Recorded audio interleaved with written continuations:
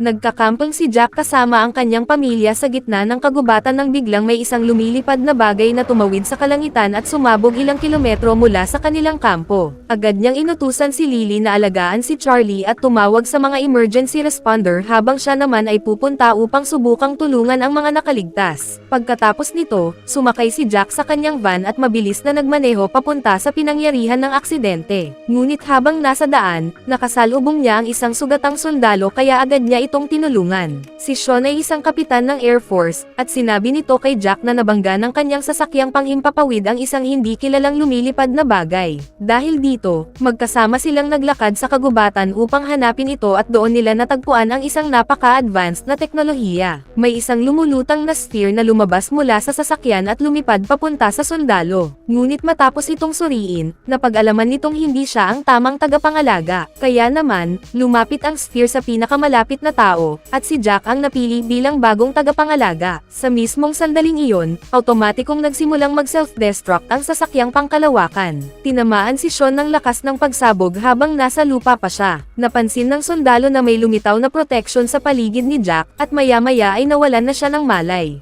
Pagkalipas ng 10 years, nananatiling lihim ang tunay na pagkakakilanlan ng Guardian, at inilaan ni Charlie ang kanyang buhay sa paghahanap ng katotohanan tungkol dito. Siya ang pinakamalaking tagahanga ng superhero at ginagamit niya ang bawat pagkakataon para pag-usapan ito, kabilang na ang isang presentasyon sa harap ng kanyang mga kaklase. Habang ibinabahagi ni Charlie ang kanyang mga pinakabagong natuklasan tungkol sa Guardian, dumating si Maya, ang bagong estudyanteng lumipat mula sa Turkey. Dati siyang matalik na kaibigan ni Lizzie noong elementarya, ngunit nagkalayo ang dalawa nang umalis si Maya ng bansa kasama ang kanyang mga magulang. Si Burger naman ay lihim na may gusto kay Lizzie, at si Charlie, na matalik niyang kaibigan, ay pilit siyang hinihikayat na yayain ang dalaga sa prom. Pareho silang miyembro ng baseball team ng paaralan at handa na silang pumasok sa field para sa isa na namang laro. Ang problema, makakaharap nila si Forrest, ang pinakamahusay na hitter sa kanilang batch. Sa kasamaang palad, nasaktan si Charlie matapos niyang ihagis ang bola. Pagdating niya sa bahay, nakita niyang naghahanda ang kanyang ina ng mga cupcake na dadalhin niya sa bahay ng kanyang ama dahil kaarawan nito kinabukasan. Ngunit hindi gaanong nasasabik si Charlie sa pagbisita dahil naniniwala siyang anumang oras ay maaari na namang kanselahin ng kanyang ama ang kanilang pagkikita. Makalipas ang ilang oras, dumating si Lily sa bahay ni Jack na matatagpuan sa isang liblib na lugar sa gitna ng kagubatan. Hindi rin gaanong natuwa si Charlie nang makita ang kanyang ama. Ngunit nagbago ang lahat nang matanggap niya ang kanyang regalo sa kaarawan. Magkasama silang nagpalipas ng buong gabi sa paglalaro ng baseball sa Nintendo Switch. Bigla namang nakatanggap si Jack ng tawag sa telepono na nagsasabing kailangan niyang umalis dahil sa isang emergency sa trabaho. Nang marinig ito, labis na nalungkot si Charlie dahil sawang-sawa na siyang laging nauungusan ng trabaho ng kanyang ama. Gayunpaman, sinabi ng lalaki na babalik siya makalipas ang 2 days, at nangakong ipapaliwanag niya ang lahat pagdating niya. Dahil sa sama ng loob, sinabi ni Charlie na tatawagan niya ang kanyang ina para sunduin siya. Ngunit kasinungalingan lamang iyon, dahil ang totoo ay kausap niya si Burger sa telepono. Pagkaalis ng kanyang ama, inimbitahan ng binata ang kanyang kaibigan na puntahan siya.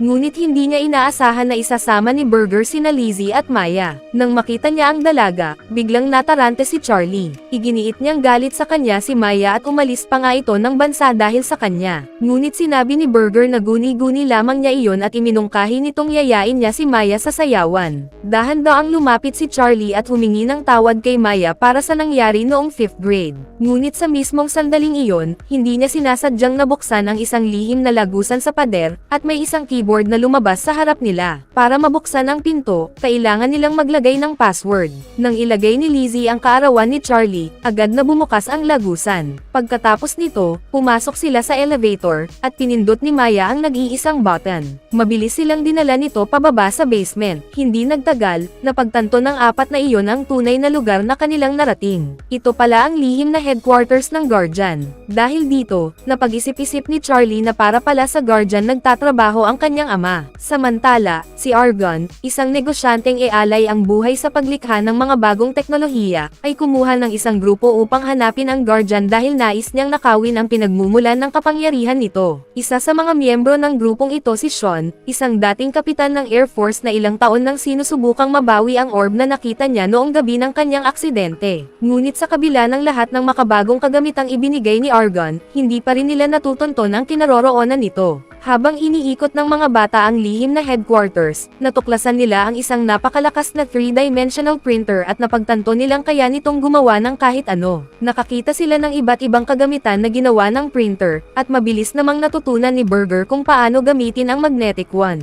Pinili naman ni Charlie ang relo bilang kanyang sandata, habang aksidenteng nadiskubre ni Lizzie na nakasuot pala siya ng jetpack. Hindi sinasadyang lumipad si Lizzie, ngunit agad siyang natulungan ng kanyang mga kaibigan na makabalik sa lupa. Maya-maya, itinuro ni Charlie ang kanyang relo kay Maya at aksidenteng nakapagpakawala ito ng kidlat papunta sa dalaga. Inakala ng lahat na nasugatan si Maya, ngunit maswerte itong naprotektahan ng kanyang jacket na samalo sa buong lakas ng tama. Bigla namang nakita nila ang katawan ni Burger, at nagpanik silang lahat nang mapansing nawawala ang ulo nito. Ngunit ipinaliwanag ng binata na may natuklasan siyang portal at ipinakita kung paano ito gumagana. Pagkatapos nito, may nakita si Maya na susi ng sasakyan. Nang pindutin niya ang button, isang van ang biglang gumana at mabilis na dumiretso papunta sa kanila. Sa mismong sandaling akala nila ay masasagasaan na sila, kusa itong huminto at nagsabing handa na ito para sa misyon. Pagpasok ni Charlie sa loob, nakita niya ang ilang litrato noong panahong magkasama pa ang kanyang mga magulang. At doon niya tuluyang napagtanto na ang kanyang ama nga talaga ang guardian. Habang silang dalawa na lamang ni Lizzie ang magkasama, nagkalakas loob si Burger na yayain ito sa sayawan. Ngunit sinabi ng dalaga na mayroon na siyang kadate. Kinabukasan, kailangan nilang kumuha ng pagsusulit, at may naisip na paraan si Maya para matiyak na makakapasa silang lahat. Dahil si Lizzie ang pinakamagaling sa asignatura, maaga niyang natapos ang pagsusulit. Pagkalabas niya ng silid-aralan, ginamit niya ang portal upang sagutan ang mga exam ng kanyang mga kaibigan.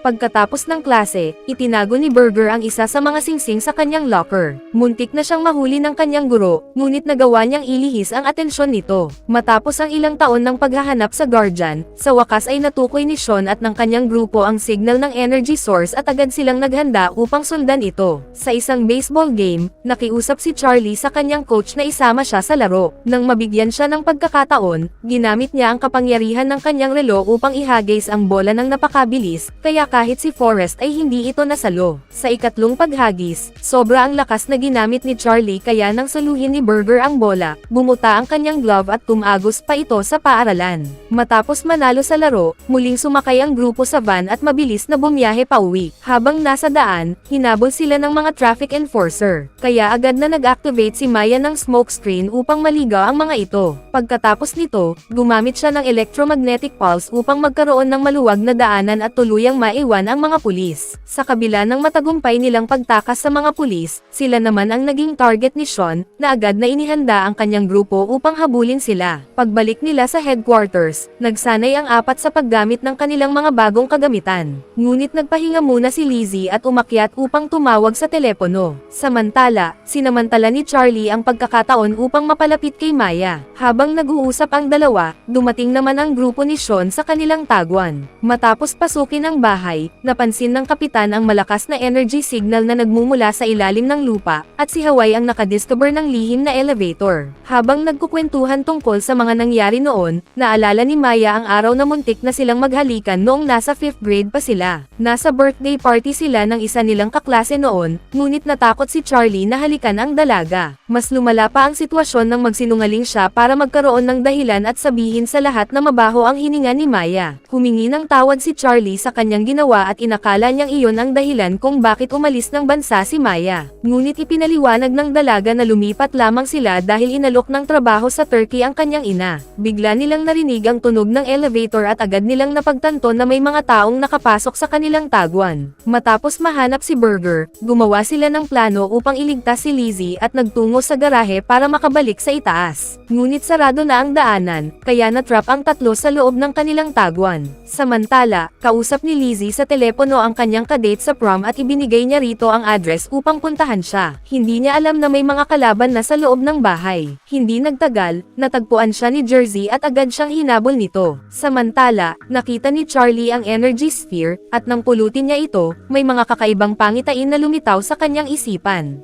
Sa oras ding iyon, dumating si Argon at nadiskubreng may batang babae na nagtatago sa bahay. Upang maiwasang may makatawag sa pulis, inutusan niya si Jersey na alisin ang bata. Ngunit sinabi ni Hawaii na naglagay na siya ng mga signal jammer sa buong bahay. Naalala ni Hawaii na hindi kasama sa kanilang misyon ang pagpatay sa mga bata, at siya ang naging unang biktima ng gabing iyon. Dahil sa takot sa kanyang nasaksihan, hindi sinasadyang. Naibunyag ni Lizzie ang kanyang pinagtataguan at muntik na siyang barilin nang biglang tumunog ang doorbell. Sinabi ng dalaga na ang bagong dating ay ang kanyang nobyo at nakiusap kay Argon na huwag itong saktan dahil papaalisin niya ito. Ngunit sa halip, sinabi ni Lizzie kay Eugene na humingi ng tulong. Sa kasamaang palad, hinila rin ang binata papasok sa bahay. Hindi nagtagal, dinala silang dalawa sa ilalim ng lupa habang nagsimula si Argon na hanapin ang tatlong batang nagtatago pa rin. Pinilit ng lalaki si Lizzie na tawagin ang kanyang mga kaibigan gamit ang loudspeaker ng bahay, at doon nalaman ni Burger na bihag din ang kanyang kapatid. Dahil nanganganib ang buhay ni Eugene, sinubukan ni Burger na kunin ang energy sphere upang ibigay ito sa mga kalaban. Ngunit sinabi ni Charlie na mayroon siyang mas magandang plano upang iligtas silang lahat. Habang naghahanap ang iba pang miyembro ng grupo sa mga bata, sina Jersey at Argon naman ay naghahanda ng pasabugan ang buong lugar.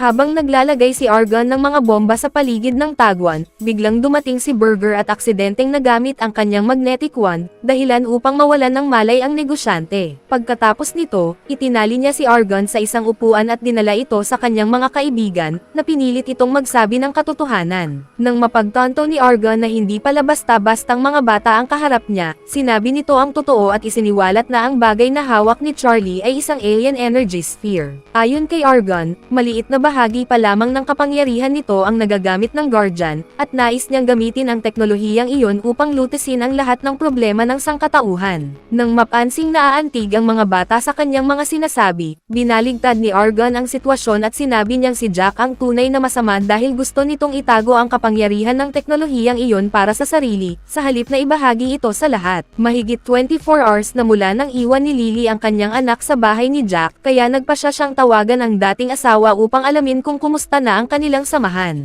Humingi siya ng pagkakataong makausap si Charlie, at doon lamang napagtanto ni Jack na niloko siya ng kanyang anak. Nang tingnan niya ang mga security camera ng kanyang bahay, nadiskubre niyang naroon pa rin si Charlie kasama ang kanyang mga kaibigan at isang grupo ng mga kriminal. Pagkakita niyang nasa panganib ang kanyang anak, agad siyang nagbago ng direksyon at mabilis na lumipad pauwi. Samantala, inanunsyo ni Charlie na hawak niya si Argon bilang bihag at nagtakda siya ng lugar kung saan magpapalitan sila ng bihag at ng mga mersenaryo. Matapos mapalaya sina Lizzie at Eugene, nagtanong si Burger kung bakit naroon ang kanyang kapatid. Lalong nagalit ang binata nang malaman niyang si Eugene pala ang kadate ni Lizzie sa sayawan. Sa puntong iyon, ibinigay ni Charlie ang orb kay Argon at hiniling na layuan na sila ng negosyante. Ngunit sa halip, inutusan nito ang kanyang grupo na hulihin ang mga bata. Tutol na tutol si Sean sa utos na iyon, at nang mapagtanto niyang pinagtaksilan siya, nagpasya si Charlie na simulan ang kanilang plano sa pagtakas. Agad namang pinatay ni Maya ang lahat ng kuryente sa headquarters. Biglang nagsimulang maghiwa-hiwalay ang sphere na hawak ni Argon, at doon niya napagtantong peke pala ito. Kaya agad niyang inutusan ang mga mersenaryo na hulihin ang mga bata. Pagkatapos nito, naghahagay si Jersey ng bomba upang harangan ang daan papunta sa elevator at nasalo niya ang totoong sphere na gamulong papunta sa kanyang mga kamay. Determinado silang mabawi ang teknolohiya, kaya ginamit ng grupo ang mga sandatang ginawa nila upang labanan ang mga kalaban. Nagawa ni Lizzie na mabawi ang energy sphere at agad niya itong inihagis kay Charlie. Ginamit naman ni Charlie ang sphere upang palakasin ang mga billiard ball at ipinatama ang mga ito kay Wisconsin. Ngunit hindi nagtagal ay nahuli rin siya, hanggang sa dumating si Maya upang iligtas ang kanyang kaibigan. Samantala, hinarangan ni Burger si Jersey at ginamit ang portal upang maibalik dito ang bawat suntok na ibinabato nito. Dahil ang isa pang singsing ay naiwan sa loob ng kanyang locker sa paaralan, nagawa ng binata na maibalik ang suntok ng kanyang kalaban. Sa sandaling iyon, dumating si Eugene at ginamit ang sariling sinturon ni Jersey upang hagupitin ito. Sinamantala naman ni Burger ang pagkakataon at ipinukpok ang ulo ng lalaki sa locker, bago muling inatake ito ni Eugene. Nang mawalan ng malay ang kriminal, mabilis na tumakbo ang magkapatid papunta sa elevator. Ngunit sa kasamaang palad, nahuli rin sila kasama ng kanilang mga kaibigan. Ngayong kaharap na niya si Sean, nalaman ni Charlie ang totoong nangyari noong araw na matagpuan ng kanyang ama ang orb.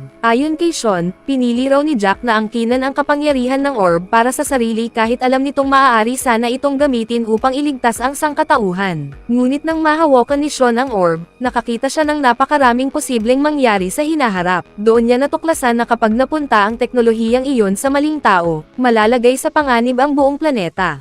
Habang pauwi na si Jack, napansin niyang paubos na ang enerhiya ng kanyang suit. Dahil dito, agad niyang pinaghinala ang may kumuha sa power source. Ngayong alam na ni Sean ang panganib na dulot ng sphere, tumanggi siyang ibigay ito kay Argon. Ngunit napilitan siyang sumunod nang tutukan siya ng baril ng sarili niyang mga tauhan. Dahil dito, nagsanib puwersa sina Burger at Charlie upang nakawin ang artifact at ihagis ito sa portal. Pagkatapos nito, sinira ni Eugene ang lagusan kaya tuluyang naputol ang koneksyon ng dalawang portal.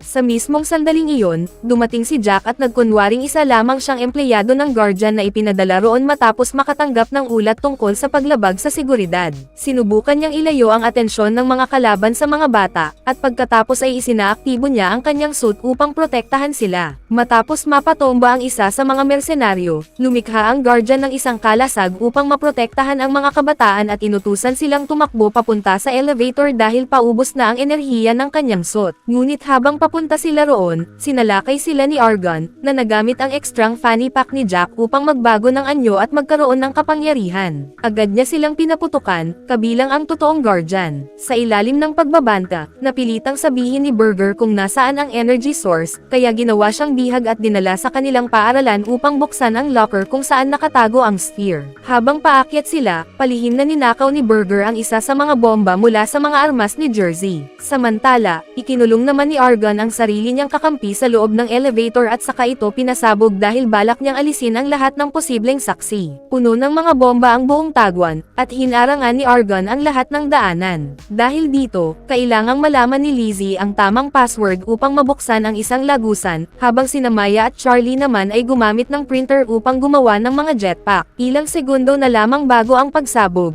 ngunit nagawa ng grupo na makalabas sa headquarters. Pagkatapos nito, isinakay sila ni Jack sa kanyang van at dinala sa paaralan. Ang susunod niyang misyon ay mabawi ang power source bago pa ito maaga ni Argon. Sa mga oras ding iyon, kasalukuyang ginaganap ang prom, at galit na galit si Argon nang matuklasan niyang wala na ang alien sphere sa locker ni Burger. Biglang dumating si Mrs. Squint at ipinaalam sa kanila na may nakita raw na makinang na bagay ang janitor sa loob ng locker at ibinigay ito sa guro. Pagkarinig nito, agad na hiniling ni Argon sa babae na kunin ang orb. Ngunit hindi niya alam na naghinala na si Mrs. Squint sa kanya mula pa lamang nang una niya itong makita. Sa halip na ibigay ang sphere kay Argon, lihim itong iniabot ni Mrs. Squint kay Burger. Habang tumatakas ang binata, humihingi naman ng tulong si Mrs. Squint sa pamamagitan ng pag-ihip ng pito. Nagkataon namang kararating lang si Jack sa paaralan at agad niyang hinabol ang mga ito. Habang naghihintay ang mga bata sa loob ng sasakyan, tumakbo si Burger papunta sa bulwagan kung saan ginaganap ang sayawan upang mailigaw ang kanyang kalaban, at nagtago siya sa ilalim ng isa sa mga mesa.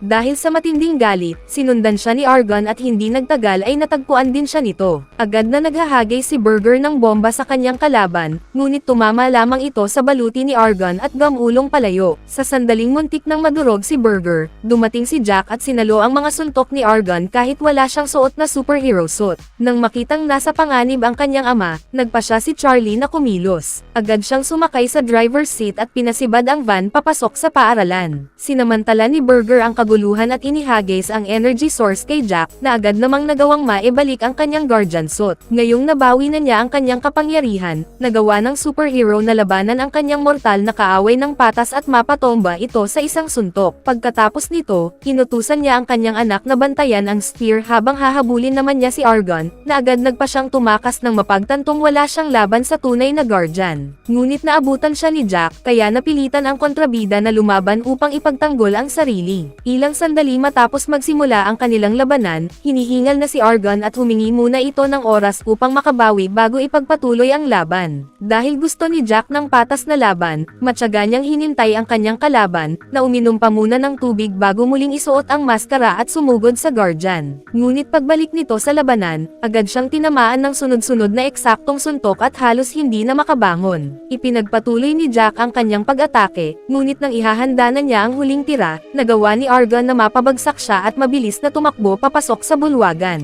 Sa sandaling ihagis ni Charlie ang sphere pabalik sa kanyang ama, biglang sumulpat ang kontrabida sa likuran niya at ginawa siyang bihag. Ginamit ni Argon si Charlie upang pilitin si Jack na ibigay ang orb. Ngunit habang nag-aagawan ang dalawa sa bagay na iyon, nagawang makawala ni Charlie at agad siyang naghagis ng bomba sa power source. Matapos ang pagsabog, biglang nawala si Argon, habang si Charlie naman ay nawalan ng malay dahil sa lakas ng impact. Labis na nag-alala si Jack nang makita niyang walang malay ang kanyang anak, ngunit hindi nagtagal ay nagising din ang binata at agad na nagtanong kung nakita ba ni Maya ang paghagis niya. Napangiti si Jack sa sobrang ginhawa at pinuri ang kanyang anak dahil naging isang tunay na bayani ito. Sa emosyonal na sandaling iyon, lumapit ang kanilang mga kaibigan at sabay-sabay silang nagyakapan upang ipagdiwang ang kanilang tagumpay. Pagkatapos nito, tinawagan ni Jack si Lily, na agad na nagtungo sa paaralan upang makita si Charlie. Pagkakita sa kanyang anak, mabilis siyang tumakbo at mahigpit itong niyakap. Doon nalaman ni Charlie na matagal nang alam ng kanyang ina ang lihim ng kanyang ama. Bago sila umalis, niyaya ni Charlie si Maya na sumayaw, habang si Burger naman ang nagpatugtog ng musika. Sa pagkakataong iyon, pinuri ng DJ ng party ang magandang panlasa ni Burger sa musika at sinabi nitong nagtago lamang siya habang nagtatakbuhan ang lahat upang hindi niya maiwan ang kanyang pwesto. Dahil masaya na muli ang lahat, nagsimula ring sumayaw sina Jack at Lily, at sa wakas ay nagawa ring halikan ni Charlie si Maya. Mula noon, magkasama nang lumaban ang mag-ama laban sa krimen, at lalo pang tumibe ang kanilang samahan. Hindi rin inaasahan ni Captain Sean na mapupunta siya sa Mission Control Center ng Guardian, kung saan siya nagsimulang magtrabaho. Samantala, sina Eugene at Lizzie ay naging magkasintahan na, ngunit hindi pa rin sila nagkakahalikan dahil nais ng dalaga na hintayin muna nilang pareho na makapasok sa kolehiyo. May mga usap-usapan na naging intern daw si Maya sa CIA, ngunit walang makapagpatunay kung totoo nga ito. Sa wakas, nakuha rin nina Jack at Lily ang masayang wakas na matagal nilang hinihintay at nagbalikan bilang mag-asawa. Ngunit kabaligtaran nito ang sinapit ni Argon. Bagamat buhay pa siya, nananatili siyang nakakulong sa ibang dimensyon. Bago tayo magtapos ay isa-shoutout muna natin si Lance Christopher Aquin, Jomar Camanian, Jose Neno Dangetan, Dark Nero, Marcelino De Jesus, Natrel Arellano, Christine Paca from Valencia City Bukidnon, Dwayne Kobe Dayoso from Bacoor Cavite Green Valley, Emmanuel Abgaban from Caloocan City, Glenn from Batangas, Hevdos from Davao, at Stambay Whithill from Barangay Alihis Bacolod City Jamer Alova. Mag-subscribe na kung hindi ka pa nakasubscribe, pindutin na rin ang notification bell at like button para sa marami pang movie recap katulad nito, at mag-iwan ng comment down below. And as always, thank you for watching.